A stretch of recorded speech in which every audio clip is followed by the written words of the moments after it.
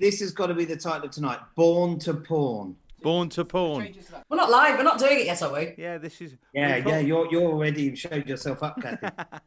A lot of people prefer the outtakes to the real show. Yeah, I can imagine. We want to come in on a live. It takes quite a while to get an angle that Spencer looks mildly attractive in. Hello, watch lovers. You know what time it is. Welcome to That Watch Guy London. Today's title, it's... Here we go.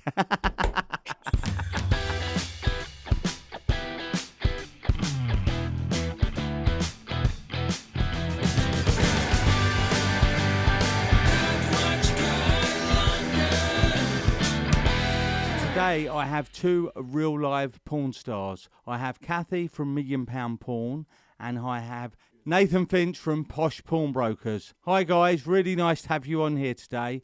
So Kathy, tell us a bit about how you got were invited on the show there with ITV. To be honest with you, I was asked by Ray Perry, would I be interested in being in one of these TV productions? And obviously Nathan's a really good mate. I know he's been on a really successful series. We've got another pawnbroking program out there, and I thought, yeah, I'll give it a shot. So I did. And Nathan, how yours was a few years ago now, wasn't it, when you were on? Ours was about 4 years ago, Spencer. It was a program called Posh Pawnbrokers. But the beauty of these programs is people just love to see what actually happens in a pawnbroking business. So they keep repeating it. And even today, I get people sitting on the bus and they say, yeah, you're the bloke off that TV program. We love it. We love the fact that it got pawnbroking out there. And it showcased what we do. We meet customers. We enjoy buying things. We even buy the odd watch, Spencer. How about that? Yeah, exactly. Oh, I know that. That's why I can't buy any watches anymore, because you're buying them all. Well, you know, we sell you a few as well. Absolutely. Well, we try and do a little bit, and all the ones that I try and advise you on of not to buy or things that you should be buying. But look, I'm trying to think back. We must go back 25 years, Nathan, when you were the president of the Pawnbroking Association. Would that be correct?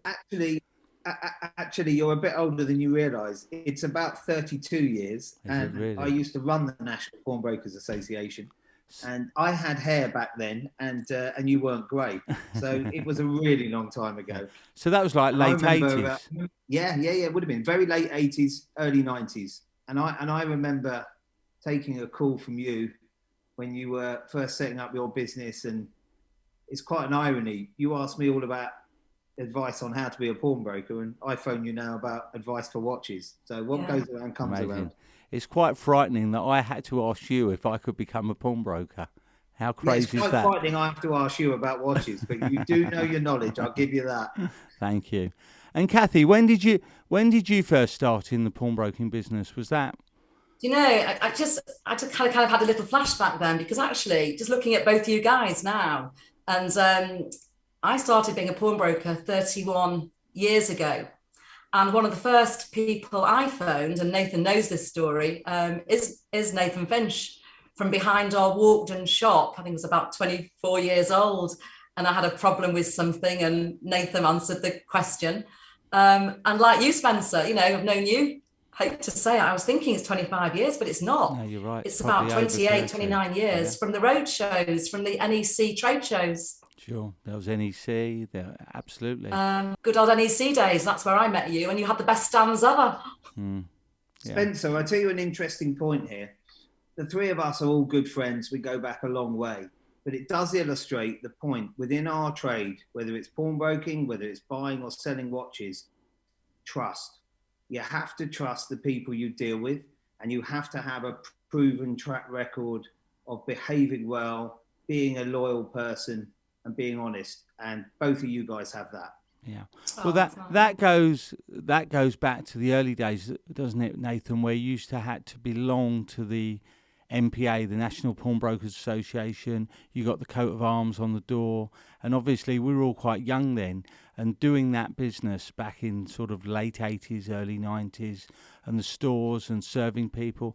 I mean, I think of the thousands, tens of thousands of customers over the years, and being a pawnbroker isn't always what people think. I mean, we had some great customers, and they would come to us, and there are times of need when they needed money for cash flow or for a business or for all variety of reasons that people wouldn't even think about. And they genuinely would come back sometimes. I know many a customer who would bring back a bottle of champagne or thank you because we were their last port of call. And at times, I remember someone with a hairdressing salon said, I really need £5,000. At the time in the 90s, pawned a Daytona. And he really genuinely thanked me and said, you have saved my business, because if he didn't have that money on the Friday and didn't pay the wages, his business wouldn't have survived. And there are things where people were waiting for cash flow to come in or selling something or, you know, all sorts of different stories. And I think people really used to open up, and I'm sure you guys have also got stories like this of what went on back in those days. We absolutely have, and they still go on today. Spencer, the thing I really think is unique about pawnbroking, and people don't really think about it or realise it, pawnbroking is a really unique lending product because it gives satisfaction at both ends. Here's the example. Someone comes in, like the example of your person with the salon, and they might have a nice watch. You've dealt with a few watches over the years. They bring in their Daytona. They get so relieved and happy and satisfied from us giving a loan in the outset. It helps them out. And then at the end of the contract, or when they choose to redeem, they come in, they've got their money, and they get that beloved watch back. How great is that? How many other lending products are you happy when you repay? Yep. Pawnbroking is pretty unique like that. Absolutely, like you say, because if you need that £5,000 or £10,000, I tell you what I find incredible. I remember for a number of years, 9 carat was £2.50 a gram, and I'm sure, Kathy, you remember this, 18 carat of £5 a gram. Today, I mean, you guys will update me, it's almost £30 a gram, isn't it? 28, 30? Yeah, £29. It's 15 quid and 30 quid for ballpark figures for 9 and 18 carat. It's incredible. And we would be lending sort of 70p in the pound, is that not correct? I mean, that's what we used to lend, 70, 80p in the pound? Yeah, it would have been about then. The same loan to value is about the same, about 70 to 80%. But I've got a question for that watch guy, London, okay? If gold price has gone up, which it has, this high, why are things like Rolex day dates, 18 carat, beautiful watches, which I love, why are they not going up at the same rate of value as, say, a Rolex steel sports watch? You're the watchman of that watch guy, London. You tell me. Interesting question, Nathan, and let me just think about it. You say they haven't gone up, but I think they have. I mean, a day date, if I went... They've gone up, but not in the same way that the likes of the sports models have. That's my point. Desirability and the amount that are around. If I go back 10 years, a new watch used to get 25% off of gold watches, and I used to give 10% off of steel. So I remember people buying Daytonas off me, gold Daytonas that would have been probably 8-10 years old for like £12,000-14,000. Those watches today are 20,000-25,000. So they say they haven't gone up. They're sort of double the money. Today... I don't mean they haven't gone up. It's the proportionality to the same steel watch in certain models. I just don't, for me, I don't get it. Gold is like a real material, steel. Yeah. Sure, but in terms of the gold, I mean, I think you may find a gold watch has got maybe 150 grams, probably about approximately 150 grams of 18 carat at the most. So at £30 a gram, I mean, people often say this to me, oh, it's got the gold in it, the gold's gone up, but the gold's only 4,500. So there's 4,500 of gold in, say, an 80s day date that's worth £13,000-14,000. So it's still many a times, and I agree with you, but there's nowhere near, you're not valuing the watch on the amount of gold. I mean, the fact that it's still made of a precious metal must be something, but is it just, Spencer, that the market for the number of people who enjoy buying 18 carat watches is so much less than the other steel models? Correct. Steel is still far outweighs it. So if you compare the Daytona, a steel Daytona going back a number of years, and the white gold, there wasn't much in it because the steel was commanding so much of a premium over the RRP that white gold was more available. and the white gold wasn't that much more expensive. I mean, even today, if we look at it, I mean, this week we sold a white gold brand new Daytona for £35,500, but list was around 32. But the steel Daytona, which we sold as well, is 10,500 list, and that's selling for 23,500. Not even new. That's for a used one. I mean, you'd see these on our site. It's no secret. It's just crazy. I get the point you're saying, and everything you've said, as always with you, about your watches makes sense. But you watch this when I talk about ladies' watches.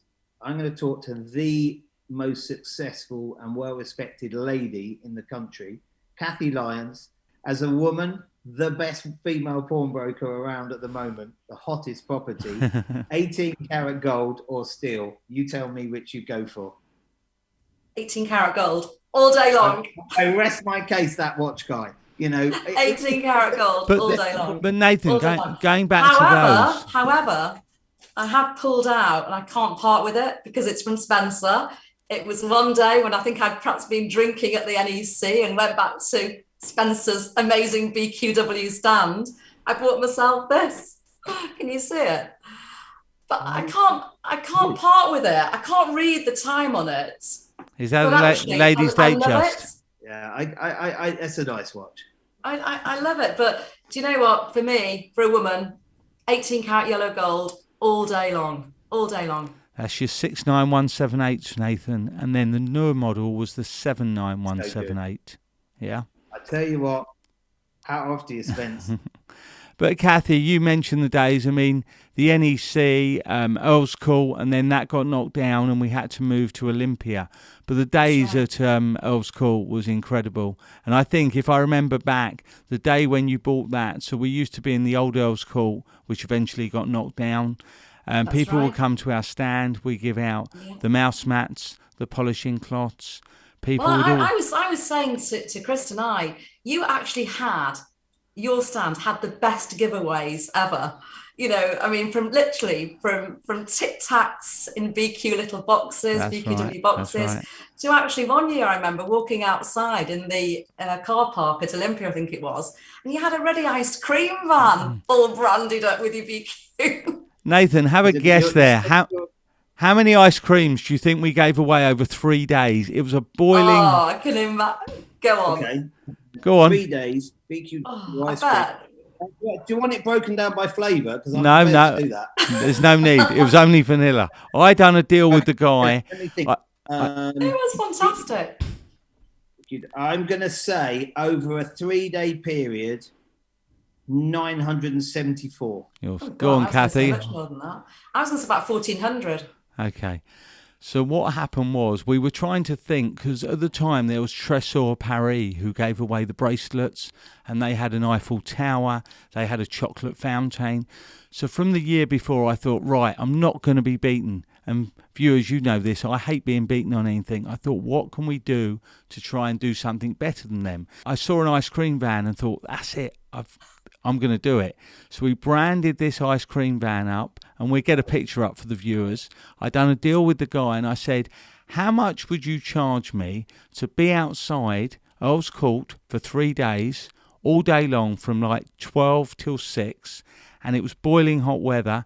And I said, how many ice creams? What's the most you've done? He said, well, we have to stock everything on the van. We've done about 800 a day in the past. I said, no, you got to do more than that.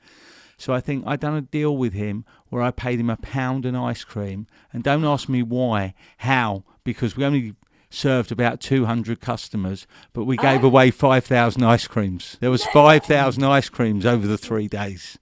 Wow. That is amazing. And do you know what, Kathy? After that, I now call Spencer's business Best Quality Whippy. That's what it stands for.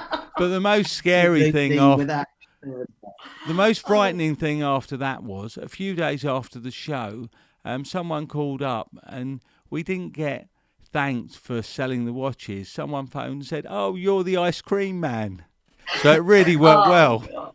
Oh. But no, look, they were great times. They were great days, weren't they? The NEC days. And, you know, I really missed the trade shows and, you know, and it kind of, it's always important to go to a trade show for a couple of reasons, or conferences, even the pawnbroking conference, to actually meet up with colleagues and speak to people. Sure, and of course. this is what, this is what we're good at, as old timers in the industry, aren't we? Of all I think your marketing, the way in which you get the company out there and things is brilliant. You're innovative, you think outside the box, but I mean this as a friend of 32 years. The best giveaway that you ever give is the ability of someone like me to phone you and bend your ear about a watch, get an opinion, tell me to steer clear, tell me the price to not go beyond. And for that, you've saved me a lot of money over the years. And I appreciate it. That's your best giveaway. Thank you, Nathan. Yeah, the gift of time, I always say to my kids and my family, the gift of time, which actually is quite apt because we're talking about watches, but is the most precious gift, and it is. You're right, Nathan. Sure. People's time. Time is money, isn't it? And it's Sure. Well, we always try and speak to people. I mean, one of my favourite lines is, "If you haven't dealt with us yet, it's only a matter of time." That's one of my favourite strap lines of all time. Yeah. But as you both let's know, if we reminisce, Spencer, a little bit, you did support the industry when we were all starting off. You were the watch to go guy. All those years ago. And I know as our company, Lyons and Mountford, we were on the phone soon, and it was always yourself. You pick the phone up, and actually you can still get through to you now, which is great. Absolutely. As you both know, I've hung up my spurs now, so I am no longer a pawnbroker and just watches. And don't get me wrong, I had great times as a pawnbroker. Can I ask you both, what do you most love about being a pawnbroker? Ooh, I'll answer that one. Go on, Kathy. You might grab my answer to Nathan. Go on, you go first. I absolutely love the fact that every day is just so different. You never, ever know, as every pawnbroker will say, what's going to come through the door or on the telephone that day from the staff. And being situated now in the heart of Wimslow, Cheshire, we're situated between two Premiership football clubs, a lovely leafy village in Cheshire. You never know what's coming through the door. There's lots of old money. There's lots of new money. There's lots of footballers. There's lots of all different types of people. And you never know every day. Kathy, do people just turn up for you, or do they make appointments? How do you work it? No, they can turn up. They can turn up, or they can phone. I mean, at the moment, obviously, it's mostly by appointment on the telephone. But they can just turn up or make an appointment. Sure. Okay. For me, Spencer, there's two really easy answers. One, I love lending money. I love doing deals. And that's because the customer's a happy person if we manage to lend them the right money. I'm a happy person. I'm in the business of lending money. So I love doing deals. And the second thing I just love about pawnbroking, it's a people business. It's an absolute people business. The customer gets to meet their bank manager face to face. Who else can say that? Yeah. They come in, they do a deal. We get to a price. We work it out. They walk away happy. I walk away happy. Boom. So what I wanted to ask you both, how's the business changed sort of since I've left? There was a time when we could lend on watches, but we had to be really cautious because you kind of never knew where your market was, where you're going to shift these things easily if a customer left them behind. Maybe the customer was a little bit more relaxed about whether they collected that loan or not. OMG, has that changed? You can lend with confidence, particularly the high-end brands, the Breitling, the Rolex, the Cartier, the Pateks. You can lend very, very high, very, very confidently, knowing two things. One, your customer's likely to come back for them. Always what we want. We want a happy outcome for the customer to come and collect their goods. If not, we know by the time we sell the watch, it's going to have gone up on the value that we lent on in the first place. Sure. They're brilliant security watches. It's a rising market. And I would say, well, anyone that isn't looking to sell their watch, if they don't go to you and they want to hang on to it, it's not a bad option to pawn it. But by the time you collect it, it's actually gone up in value anyway. Yeah. It's a win-win. So would you say the challenges have gone of not being able to lend the money? Really, the assets in gold, diamonds and watches make it quite easy to lend the money nowadays? Well, when you say about make it easy to lend money, we always lend responsibly. We're lending based on what we think the customer can afford. We don't want the customer to default. So we are lending responsibly. but I think we can just lend better value for the customer nowadays. We can give them more of a value towards what their item is actually worth in the second-hand market. So that's good for the customer and it's good for us. Sure. Kathy, what's the strangest thing that you've ever been asked to pawn or have pawned? The strangest thing I've actually been asked to pawn was a Meridian, if I'm saying it right, a Meridian plane. I kid you not. Really? How did that fit in the safe? Well, exactly. And all I kept thinking about is, if you know, can they fly off with it? We didn't obviously lend on that. We don't really specialise in lending on anything like that. We just stick to now. Transaction fly. Pardon?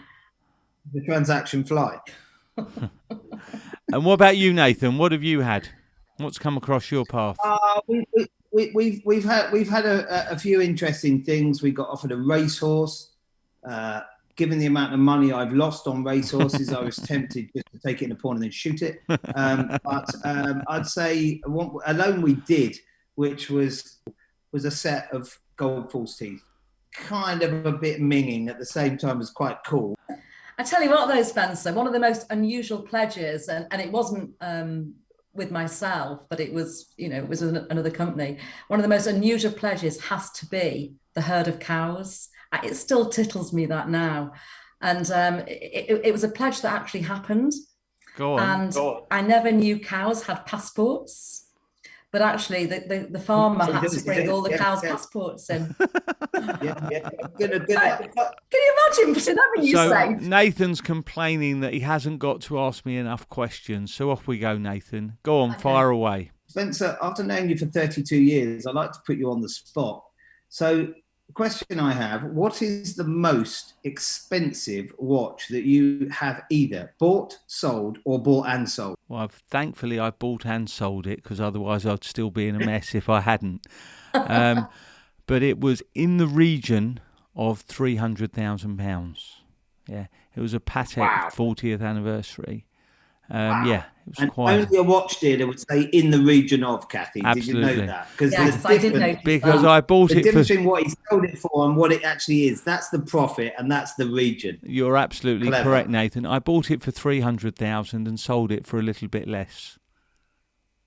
Yes. Spencer, here's a serious point on the back of that. I've got to say, seriously, high five to you, because for anyone to deal in a watch in that value, you need cojones the size of a camel. Good for you. But it's with all these sort of things. I mean, you say that. Obviously, I'm dealing with the customer. I've got to make them happy. They've got to entrust the watch to me. I have to check the watch and then have to deliver the funds to them for the watch, you know. But absolutely, look, it's a big transaction. Seriously, it's all very well for people to sort of, you know, not realise it. But you put your neck on the line every time you part with cash for a watch. You take the risk, and I think, in fairness, that's where you deserve a profit for that risk. Good for you. Yeah, absolutely. And also, I think, you know, being in the trade, the word profit isn't a dirty word. You know, I mean, you know, when you buy and sell watches, that's what we're all doing it for. We all come to work to make a profit, pay the staff, pay the rent. And with this, on eBay, customer, remember, the public on eBay wants to put it on eBay, an item on eBay, whether it's a watch or whether it's a garden shed. They want to make a few quid from it. Yeah, good for them. And you're right, Kathy. It shouldn't be a dirty word in the trade. Yeah. And like you say, for sums of that sort of amount, I mean, properties sell for less than that, and they use solicitors. So these are things that we would buy and sell, and diamonds or watches, and solicitors aren't involved. I mean, it is a case a bit like the old-fashioned sort of shake of a handshake. You meet someone, you check it out, and you buy the piece, and then you rely on the judgment that you have from years' experience. But you rely on your knowledge and your ability to know your profession. And well, that's why we come to you, for Christ's sake. Sure. You told me those deals didn't work, we wouldn't come to you, but we do come to you. Absolutely. What do you see mainly on a day-to-day? What watches is it that comes across your counter? We see a lot of Rolexes. We see a lot of kind of clients coming in with a collection of watches, maybe, you know, 3 or 4 watches that they want to borrow. A business gentleman might want to borrow 20, 30 grand. And we do see, you know, basically and mostly Rolex watches, but then occasionally they'll surprise you and they'll pull out an AP or something like that, and all of a sudden, oh well, actually now we can lend you 40 grand, or you know, or more. But I'd say definitely mostly Rolexes, with the odd AP thrown in the mix occasionally. And that's it's really simple. It's all about the Rolex. It is. It's just Rolex. Again, same as Kathy, except perhaps a little lower end. We get a few tags, we get a few Breitlings, we get a few Omegas and lovely, beautiful watches.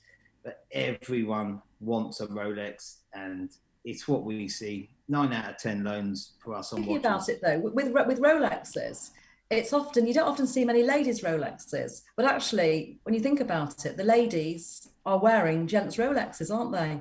So maybe that's why we don't see many ladies' Rolexes come in. Yeah. No, you know what I think it is? Because the women tend to rule the roost, and she says, you can pawn your Rolex, I'm not taking it. That's what I reckon. But just hearing the numbers from you guys, I remember like early 90s, loans were £50, £80, £200, £500. You know, a big loan was £1,000. And it wasn't a big loan for us. Yeah, but it wasn't until sort of late 90s, 2000 that I started seeing watches. I mean, I got into watches early 2000, but there was nowhere near as many around, you know, in those days. Do you not think, Nathan? So right. You're so right. The watch market has exploded. And I actually think you're probably going to have a different view on this, Spencer, because you've been in it. But even though we've been pawnbroking and buying and selling jewelry and watches and everything else and lending on them for 16 and a bit years now, I reckon it crept up on us. And all of a sudden we woke up one day and went, oh my God, have you seen what the watch market did? It went mad. And it caught us all by a blindside. Yeah. It's gone bonkers. But it's not only gone bonkers, it's still going bonkers, and it's continuing to go bonkers. I mean, it really is. I don't see. Actually, here's a good question for you, Spencer. Personally, as a business, we don't see where it stops, because we know that supply and demand and all the rest of it. But having said that, there's a huge amount of watches out there, and yet the demand just doesn't seem to abate. Do you think it's going to stop? Do you think the bubble is going to burst? Well, the problem you've got now, I think too many people know what they want, and it's pure economics. I say this to my customers all the time. It's just the economics of too many people want what there isn't. And that's the thing. God knows how many years Rolex would have to produce and work their factories for Daytonas, Submariners, Yachtmasters, all of these people. You know, there's waiting lists, as we know.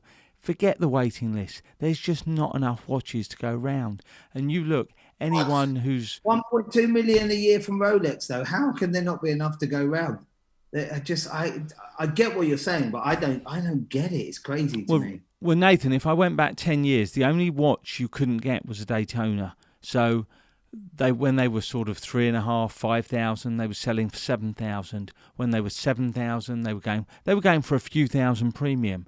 I mean, now the steel Daytona is 10,500, and they're changing hands. You'll see them advertised north of 20, 22,000. I was looking today. Being a global market has made a big difference, Spencer. Obviously, the internet has made a major. But do you think that we can all buy from around the world now? What difference? Yeah, but Nathan, that's the thing. As at Jan 2021, we can't buy from around the world. So we're now trapped on this island in the UK, surrounded by water. Anything we buy out of Europe now, in Italy, if you see a watch, it's plus 20%. So what's that? I mean, people ask me this every day. What's it done for us? I'm not sure if it's helped or hindered. It's helped that we've got a captive market, because you can't move outside the UK. And if Kathy goes and buys something from Italy today, it comes in via DHL and there's 20% VAT on it. So it means there's less choice, but less competition. So more captive market. More of a captive market. I don't know where this is going, but we're much the same, and the same for Italy or Germany. So it's sort of, they're not moving around as much, and it's the same as if we're buying from America. We've got to add on duty and VAT. They're a great investment, aren't they, Rolex? Sure. Rolex watches. I Sure. mean, Kathy, what would be your holy grail watch? If I said Nathan wants to buy you a Christmas present for 2022, I'll do that, Kathy. I would do that. What would that be, Kathy? What would it be? I think it's got to be the Cartier tank with the diamonds down the side. I think in the 18 karat yellow, because I've never had one with diamonds down the side. Sure. So what's that model Kathy, called? he's got to sell you one. Don't fall for the trick. He's got one in stock and he wants to sell it to you. I love that. Nathan. I must admit, I love Breguets. They're is it Breguet? Is that how you say it? Yeah. I love those. There's one with like an oval one with diamonds around it on a black silk strap. I think it's about 35,000. Kathy, if I remember, you had the Tank Francais, did you not? Spencer, I've got my Tank Francais and still I got love it? it. That's right. Yeah, it's about the only watch I can see without my glasses on. But I'd love to have it with diamonds down the side, Nathan, if you want to buy it for me for Christmas. And Nathan, over to you. What would be your piece? Do anything, but I want to know how much Spencer paid you to wear that watch that you sold him on this video tonight. Not a penny, Nathan. Not a penny. There we go. Put you in your place, didn't we? Yeah. So, what would be your piece, Nathan? My friends call me a bit of a Del boy, which I think is rather amusing, and I think probably right. I love an 18 karat Rolex Day. Yeah. And I love an oyster strap. And for me, it's not something which is so aspirational, it's out of reach, but I think it's a bit flash, which makes me smile. And it's a little bit OTT, which makes me smile, but it's also a beautiful watch. So a day with an oyster strap. Okay, I'll have to send you a few pictures over, see what we can find you. Well, but no, hang on. Let me just add one thing to that. With a massive discount from the supplier. Of course, exactly. Would that be when you go out with your shooting mates? Because we all know Nathan's a bit of a what is it? The clay pigeon? Shooting and fishing. When you're shooting and fishing, you have to be. Sorry, John. Did you ask the time on my 18? You have to do that. I didn't ask the time, Nathan. No, sorry, John. It's 11:05 on my lovely day 18 karat oyster strap Rolex that I got from BQW at a very, very reasonable discount. That's where. Well, Spencer, my hobby's gardening, and I tell you what, the Cartier Tank is one of the comfiest watches to wear because you can stick it up your sleeve, you can put your gardening gloves on. And I tell you what, I love it. Can you imagine Cartier saying, "Right, we need a marketing thing for our Cartier Tank"? They're signing Kathy up. It's good for gardening. Sure. I tell you what, though, you have a Rolex and you take it off or whatever, you put it back on. You've got to always reset the damn thing. Yeah, that's why I love my Cartier. That's the thing with the quartz Cartier. So it's good to see that you're both not fans of the Casio or the other utility watches. Well, don't knock the old Casio and Timex. Back in 1972, that was our biggest brand in our company. It was Timex. It was Avia. We sold lots of rotary. I remember having Pulsars as well, Kathy. Pulsar and Loris. Loris. We sold. And I always remember the Swatch made by Amiga, I think they were, the Swatch watches. We were so excited in our company to get the big carousel in with the Swatch watches. The carousel with the Swatch watches. Do you know some of those, if you look up, there are certain swatches that are worth thousands, tens of thousands, certain limited editions that weren't running for long. Crazy. I missed out on those ones as well. A funny story about my first ever watch is that a very dear friend of mine who ultimately got me the job in the law firm got us involved with the Pawnbroking Trade Association, blah, blah, blah. She went to Cuba when I was a young man, probably 15 years old. She sort of was a woman in my local village that took us under her wing. And she bought me a watch back from Cuba, and it was a little digital watch, and I'd never had a watch before, and I was so made up with getting this present, and it said 2:10 on it, and we pressed the buttons and we tried to reset it, we pressed it, we tried to set it. 2:10 was all it said. We couldn't work it out. And eventually we plucked up the courage to go into a little jeweler's to say, look, we can't get this watch to be reset. We popped the back of it, and then to reveal that the watch bought from Cuba was a cardboard print of the time, 2:10. There was no mechanics whatsoever. So it was right, as they say, it was right once a day. You know, there you go. You know, No, twice a day, Nathan. Twice a day, it was right. Years ago, it was a 24-hour, so only once. Everything in our watch window, going back 20, 30 years, we actually had the staff all making the fingers point to 2:10 or 2:50. Yeah. And you know why, don't you? Happy They're face. smiling. Happy face. Yeah, happy, exactly. Yeah. Happy watches bought from BQW. Well, if you look, Nathan, every Rolex in the Rolex catalogue is, like Kathy says, at 2:10. And do you know what day of the date they're all on? No. Oh, interesting. Okay, I don't know, but I'm going to guess it. Is it the 25th? Because that's my birthday. No, you're not far out. Well, actually, 23rd. Rolex have copied BQ watches because we keep them at 2:10. The date that they're on is the 28th. Why 28th, I wonder? Just the way it is. That's what it is. No, I don't buy that. There'll be a reason behind it. It'll be like, there'll be algorithm. Well, I'll get Gavin to pull that up and he can put a little picture up there, see whether I'm correct, whether I'm right or wrong. But it's 2:10. That could be good, but there'll be an algorithm to it. It'll be like 28 degrees, 28,000 degrees they temper their steel at or something. Trust me. Sure. That's my view. Sure. I like the fact that Rolex copy BW. They do that a lot. Yeah, they do. We'll definitely be getting our lawyers onto them and putting a stop to that. Well, listen, guys, that's all we've got time for today. It's been great having you both on the show, and I'm going to welcome you back. I did say to the guys it wouldn't be long enough, but we'll definitely get you back soon. And thank you, Kathy. Thanks for joining us today, all the way from Cheshire. And Nathan, thank you as well. Thank you for having us. It's been a pleasure. Thanks for joining us, guys, on That Watch Guy London. Don't forget your likes and your subscribes and your shares and your follows. If you haven't dealt with us yet, it's only a matter of time.